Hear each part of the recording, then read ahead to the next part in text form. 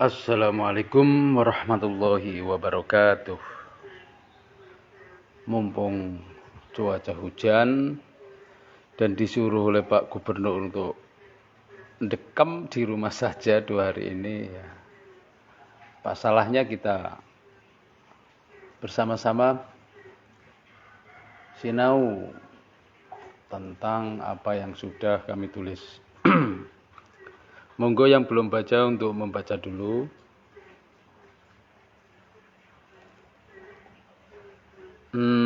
Ini baru masuk Ayai Arga. Ya, sopo ya Ayai Arga ya. Selamat pagi, assalamualaikum Ayai Arga. Selamat bergabung.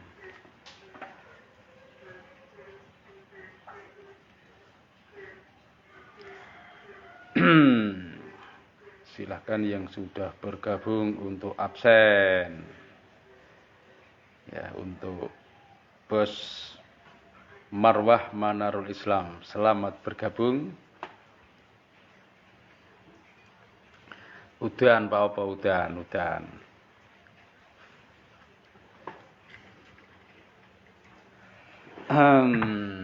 Kopinya bagi yang ngopi silahkan ditambah.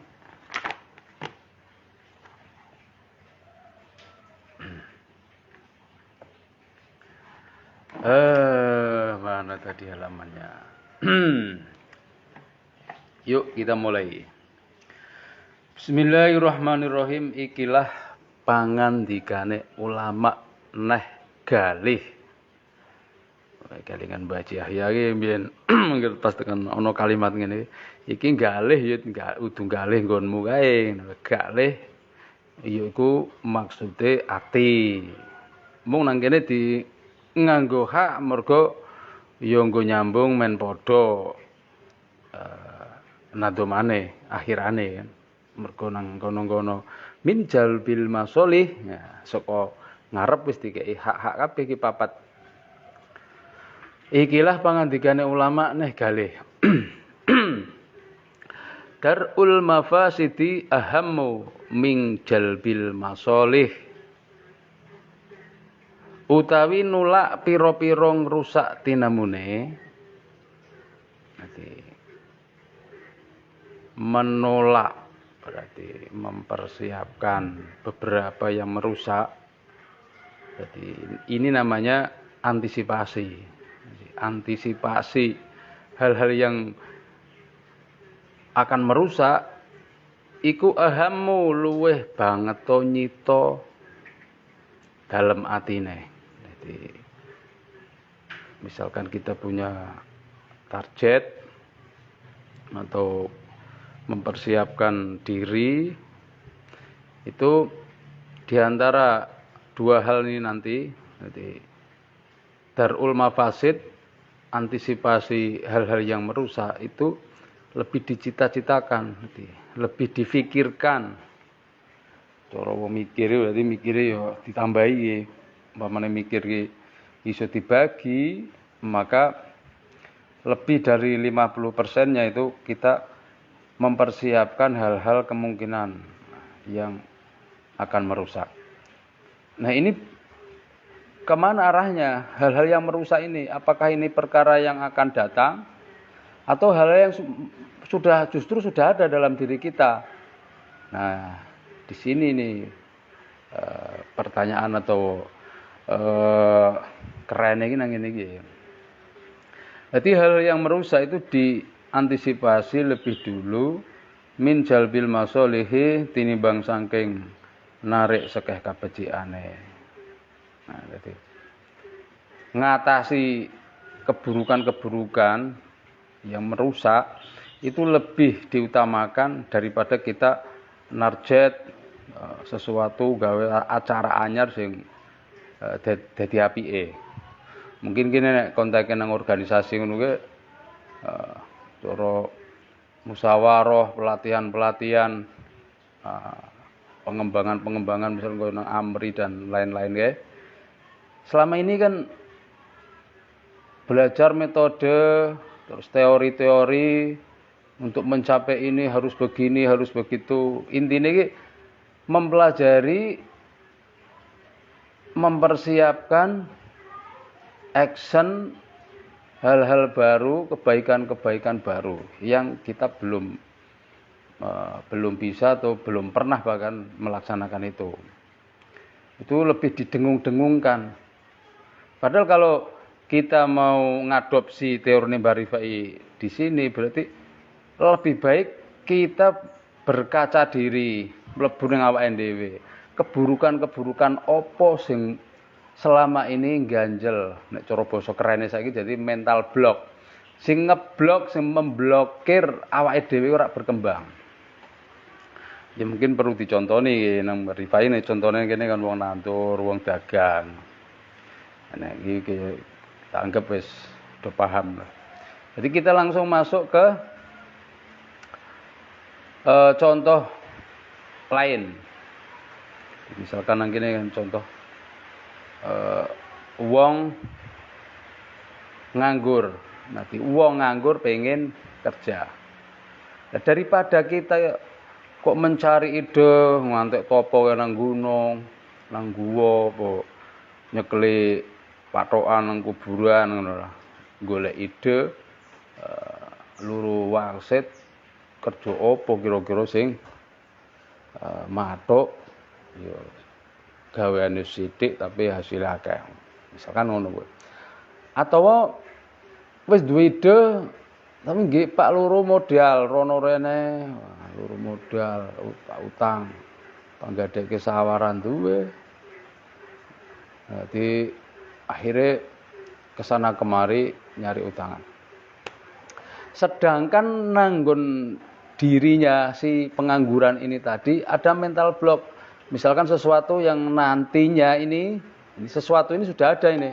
Sesuatu yang sudah ada yang akan membuat dia nanti sulit untuk melangkah. Lagi contoh, nang ini saya mengambil contoh misalkan dia tidak punya percaya diri. Tidak percaya diri. Taruhlah nanti dia punya ide dagang dan dia sudah punya dagangan, katakanlah modal yang dia butuhkan sudah ada. Ini nanti karena dia itu tidak percaya diri, hampir-hampir nanti bisa dipastikan proses untuk terjadinya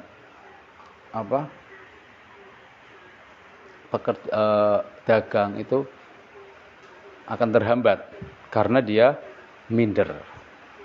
Nah, di sini. Jadi daripada dia nyari ide terus nyari modal, lebih baik dia mengalokasikan waktu, pikiran dan tenaganya untuk menghilangkan mental block yang ini. Jadi mindernya ini dihilangkan dulu.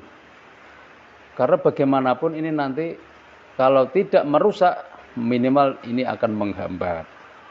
Piye wong ra pede iki kon dodol iki ya sulit kon laris. Ya logikane wae. Wong karo awake dhewe wedekne ora ngregani bagaimana dirgani wong. Ha wong minder kuwi umpamane tanaman, bunga, kuwi mingkup. Jadi dia cenderung dingkluk. Wong minder kuwi dingkluk. Tapi nek wong percaya diri itu dia akan megar. Jadi coro bunga berarti dia bermekaran. Itu seputar atau contoh lainnya, contoh yang lainnya. Jadi saya ulangi, jadi daripada kita itu mencari atau fokus dengan hal-hal baru untuk mencapai hasil cita-cita, itu lebih baik kita menghilangkan, mengurangi apa-apa yang merusak yang ada dalam diri kita. Jadi aku kelingan ya pernah ditakoni karo salah siji bolong ngene. Dan ternyata itu pertanyaan dan jawaban seperti yang akan saya sampaikan itu sudah ada 200-an tahun yang lalu. Jadi awit biyen ki wis ana terutama pertanyaan para filsuf. Jadi bolo-bolo sing weruh aku kok belajar serius tahun-tahunan puluhan tahun ini ya takon. Kang sampean belajar yang mono sampean iki hasil opo? Jadi, Anda belajar sudah puluhan tahun itu hasilnya apa? Nah, sebelum saya jawab, saya duga-duga ini sepertinya ini hasilnya adalah hasil materi. Dan saya jawab secara spontan apa yang ada dalam pikiran dan angan-anganku. Ngene. Jadi nek kowe takon hasil sing rupa kebaikan baru, jadi mungkin perbuatanku yang baik, yang baru, yang belum pernah saya lakukan, itu memang nggak ada. Atau hasil berupa materi, aja maneh awakmu, aku dhewe pun ora weruh, memang ora ana. Tapi ada satu hal yang sangat saya syukuri dan saya misalkan hasilnya cuman itu pun nggak ada masalah, saya sangat bersyukur sekali. Jadi ada satu hal yang saya anggap ini sangat berhasil bagi saya, yaitu ketika keburukan saya mulai berkurang. Apa itu? Yaitu dari masa lalu, pengaruh dari masa lalu. Jadi pengalaman buruk yang saya maknai buruk itu memperburuk keadaan dan situasi saya dan melipat gandakan keburukan yang saya alami. Ini testimoni, jadi kita alami dhewe. Ternyata seburuk apapun peristiwa itu tidaklah sedemikian buruk manakala tidak dimaknai dengan pemaknaan yang buruk. Saya ulangi, peristiwa seburuk apapun ketika tidak dimaknai buruk, maka keburukannya ya masih ajek, masih netral. Ya semono tok. Misalkan ditimbang, ono timbangan untuk iso nimbang kuwe kok 50 kilo misalkan. Jadi kalau kita tidak memaknai dengan makna yang buruk, yang merusak diri sendiri, maka masih tetap 50 kilo. Tapi ketika kita maknai keburukan itu dengan makna yang buruk, maka keburukan itu akan berlipat ganda. Bukan hanya 100%, bisa 1000% kelipatannya nanti. Nah itu mungkin penjelasannya ini nanti bab lain. Nanti sudah ada bahasannya itu tentang wali nanti. Pembahasan tentang bagaimana tentang dalil dari Mbah Rifai. Jadi dikutip karena Mbah Rifai di banyak kitabnya, termasuk Tahirah. Ala inna auliya Allahi la khaufun alaihim walahum yahzanun. Ya, sebagai iklan iki yaiku umpamane ditakokke bagaimana Anda memahami dalil ini, harus singkat misalkan. Kalau saya yang ditanya, insya Allah saya akan menjawab bahwa para wali-wali Allah itu hidup di masa sekarang. Yes, menurut gue. Hanya oleh nambahi, maka akan saya tambahi. Artinya beliau tidak hidup karena kepengaruh masa lalu dan masa depan. Tapi hidup di masa kini, saat ini, sekarang ini. Ini ilmu para wali ngono wae. Iso kowe wis dadi wali kowe. Jadi sangat simple. Tapi ya ora gampang pancen ora gampang. Tapi dengan mengetahui, memahami, mengerti metode ini, paling tidak kita tahu bahwa jika sampai hari ini kita tidak bahagia, itu yang lumrah. Masalahnya kuwe ngono. Jadi ora nyalahke sapa dan opo. Jadi nek ana pihak sing harus disalahkan adalah diri kita sendiri. Karena di situ mulane sudah berseliweran di media sosial bahwa kebahagiaan itu diupayakan, bukan dicari. Memang benar ini.